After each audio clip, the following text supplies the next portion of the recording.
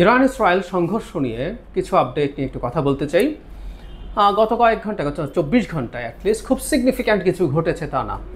Apparently মনে হতে পারে যে ইরানের সাথে ইউরোপিয়ান ইউনিয়ন আলোচনা করছে, এটায় কোনো ফলাফল আসে কি না। ফার্স্ট রাউন্ডের কথাবার্তা হয়েছে, খুব ভালো ফলাফল আসার কথা না, কারণও নেই।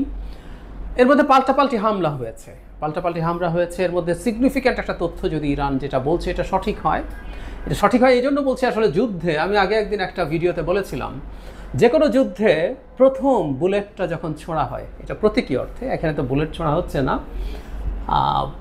প্রথম বুলেটে যে মারা যায় সে হচ্ছে ট্রুথ, সত্য মারা যায়। কেন বলা হয়? কারণ হচ্ছে প্রতিটা ক্ষেত্রে প্রায় যে পক্ষ যুদ্ধ করে সংঘর্ষের নামে, তারা নিজের ক্ষয়ক্ষতিকে অস্বীকার করে, কমিয়ে দেখায়, আর যতটা ক্ষয়ক্ষতি করতে পেরেছে সেটাকে এক্সিজারেট করে, বাড়িয়ে বলে। ফলে ক্লেইমগুলো কোনটার ক্ষেত্রে আমরা ইসরায়েলের ক্লেইমিংকেও খুব শতভাগ গুরুত্বের সাথে নেব না, অ্যাবসলিউট সত্য বলে মেনে নেব না। আমরা ইরানের ক্লেইমিংকেও তাই বলবো। কিন্তু ইরান একটা দাবি করেছে, তারা বিভিন্ন জায়গায় খুবই ভালো অ্যাটাক করেছে। হাইফাতে বেশ বড় বিস্ফোরণের ছবি আমাদের সামনে এসছে। হাইফাতে তারা আগেও অ্যাটাক করেছিল। ইরান যে দাবিটা করেছে এবার, সেটা খুবই ইন্টারেস্টিং। তারা 10টা ব্যালিস্টিক মিসাইলের মধ্যে 5টা, মানে 50% টার্গেটে হিট করাতে পেরেছে। তার মানে এয়ার ডিফেন্স সিস্টেম সেগুলোকে ইন্টারসেপ্ট করতে পারেনি বলে ইরান দাবি করছে।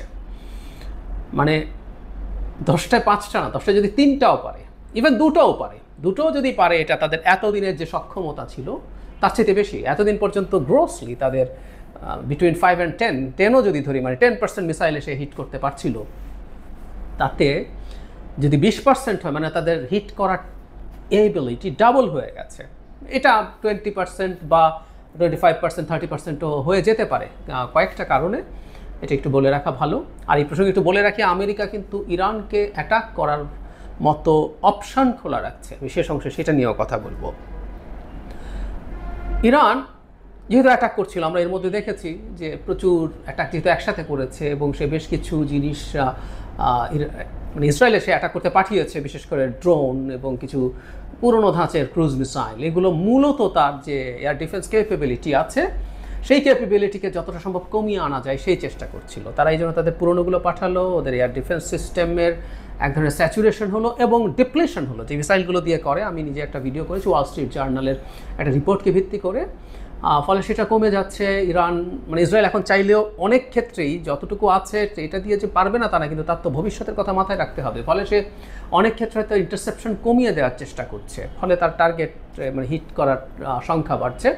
আর ইরান তার লেটেস্ট মডেলের যে ব্যালিস্টিক মিসাইলগুলো, সেগুলো প্রথম দিকে তারা ইউজ করেনি, তারা এখন ইউজ করছে। তাতে এটা হতে পারে যে তাদের এখনকার হিটের সংখ্যা বাড়ছে। তো এটা খুবই অ্যালার্মিং ফর ইসরায়েল। এমনকি ইরানের দাবি পুরো সত্য না হলে কমিয়েও আমরা যদি ধরি, এটা ইসরায়েলের জন্য প্রবলেম্যাটিক।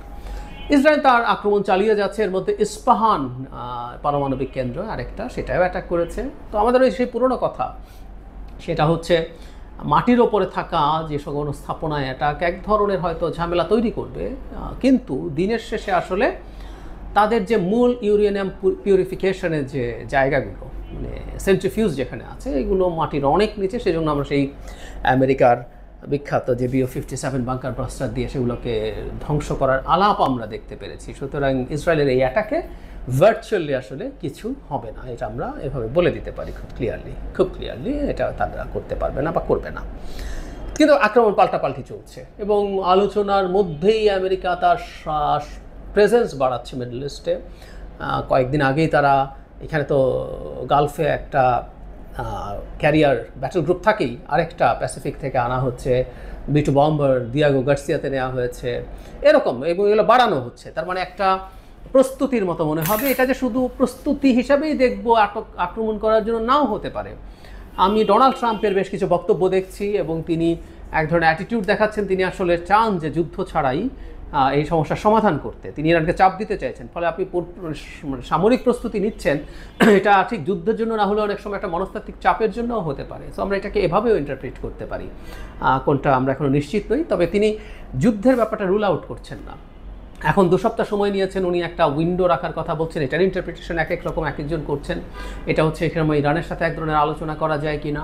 আবার কেউ কেউ বলছেন যে তিনি তার সমর প্রস্তুতি সম্পন্ন করছেন এই সময়, এবং তিনি অ্যাটলিস্ট কিছু এয়ার অ্যাটাক করবেন। মানে আগেও একদিন বলেছি যে ইরাকের পর আফগানিস্তানেরও যে এক্সপেরিয়েন্স, সেখানে আসলে গ্রাউন্ড অ্যাটাকে যাওয়ার মতো বিলাসিতা ট্রাম্প আসলে করবেন বলে মনে হয় না, এবং ট্রাম্পের এক ধরনের অ্যান্টাই যুদ্ধ যে ইমেজ আছে সেটা তিনি আসলে ধরে রাখতে চান। এই ফলে তিনি ইরানকে যদি হুমকি দিয়ে একটা ডিলে আনতে পারেন, ডিলটা হচ্ছে তারা একটা যুদ্ধবিরতিতে যাবে এবং তার নিউক্লিয়ার যে স্থাপনাগুলো আছে সেগুলো, এবং বিশেষ করে তার ইউরেনিয়াম পিউরিফিকেশন থেকে সরে আসতে হবে, এই ধরনের একটা জিনিস চাপ দিয়ে করার চেষ্টা করছেন।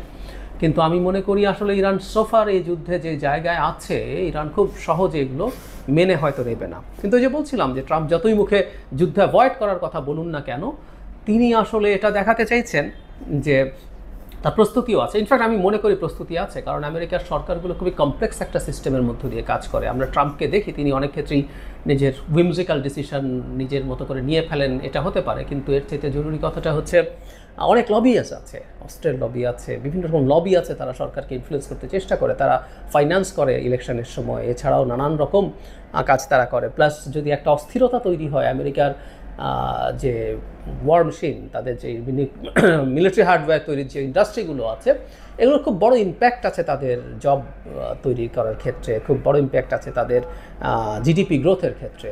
তো মিডল ইস্টে একটা যুদ্ধাবস্থা তৈরি হলে, যুদ্ধ তৈরি হলে মিডল ইস্টের দেশগুলো আরও অনেক অস্ত্র কিনবে। সুতরাং একটা মোটা স্কেলের, মানে মোটা দাগের, খুব একেবারে অল আউট না হলে মোটা দাগের একটা যুদ্ধ মিডল ইস্টে হোক, এবং ইরান যদি আমেরিকার অ্যাটাকের ফলে বিভিন্ন জায়গায় আমেরিকার থাকা ঘাঁটিগুলো শুধু না, ওই দেশগুলোতেও যদি আক্রমণ করে, ওই দেশগুলো ইনসিকিউর ফিল করতে শুরু করবে এবং ওই দেশগুলো প্রচুর অস্ত্র কিনবে। সো এরকম একটা অর্থনীতির জায়গা ওখানে আছে। সুতরাং তিনি যে যুদ্ধ করবেন না তা না, এবং যুদ্ধ করার পথ তিনি খোলা রেখেছেন, এইভাবে আমরা বলবো, যেটা শুরুর দিকে বলছিলাম।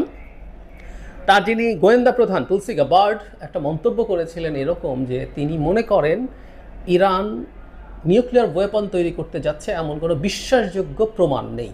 ট্রাম্প দেখলাম এটাকে স্ট্রংলি ডিনাউন্স করেছেন। তিনি বলেছেন এটা ঠিক বলেননি, উনি মনে করেন যে এটা করেছে। তখন তাকে ইরাকের ওয়েপন অফ ম্যাস ডিস্ট্রাকশনের কথা বলা হলো, তখন উনি বলল যে ইরাকেরটা সঠিক ছিল না, এবং উনি ওনার রেফারেন্স দিয়ে বললেন যে তখন উনি খুব স্ট্রংলি এটা প্রটেস্ট করেছিলেন, কিন্তু ইরানের আছে বলে তিনি বিশ্বাস করেন। আমি গতকালই একটা ভিডিওতে বলার চেষ্টা করেছি, ইরান একটা নিউক্লিয়ার বোমা আসলে বানাতে চায়, এটা আমিও মনে করি। কারণ তার যে ইউরেনিয়াম 60% পিউরিফিকেশন হয়েছে আইএইএ বলাছে, এবং এটা ইরান ডিনাউন্স করেন, এটা ইরান তো ওদিকে দেখতে দিয়েছে, ওখানে তো তারা গেছে। এটা যে 400 কেজি পরিমাণ, সেই পরিমাণটাও স্বীকৃত, এটাও ইরান যে মিথ্যা কথা তা বলছে না। সুতরাং সব কিছু আমরা যদি একত্র করে নেয়, এই ধরনের একটা পরিকল্পনা আছে। তার চাইতে জরুরি কথা, ট্রাম্প তার গোয়েন্দা প্রধান, অত্যন্ত পাওয়ারফুল গোয়েন্দা প্রধানের যে বক্তব্য, সেটাকে তিনি অস্বীকার করছেন।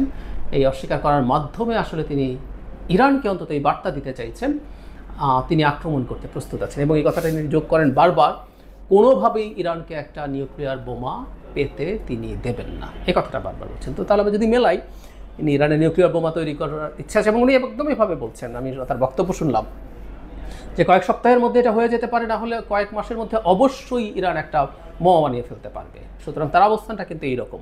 তাহলে ব্যাপারটা এটা দাঁড়ালো,